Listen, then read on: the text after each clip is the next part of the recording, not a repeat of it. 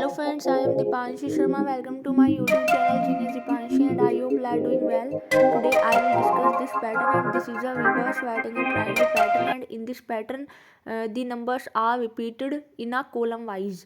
जैसे कि 1 repeated in first row, 2 repeated in second row, 3 repeated in third row, 4th repeated in fourth row and 5 repeated in fifth row.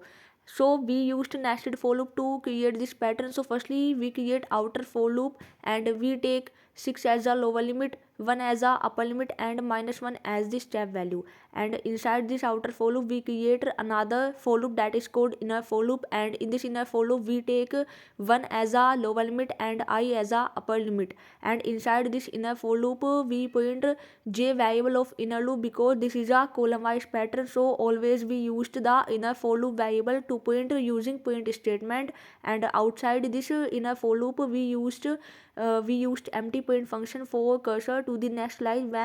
When completing each row the cursor move to the next line.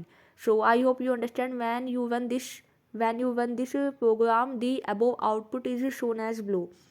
Firstly I take 6 as a value and j take 1 as a value and print the value of j in first row, and second time j value is incremented and the row will pointed as 1 2 3 4 5 in first row. Like, share and subscribe our channel Genius Deepanshi, and thanks for watching. If you have any doubt you can ask me anytime, and thank you for watching, and I hope you all guys are really enjoyed this pattern programming playlist from Scratch. Thank you so much. I know one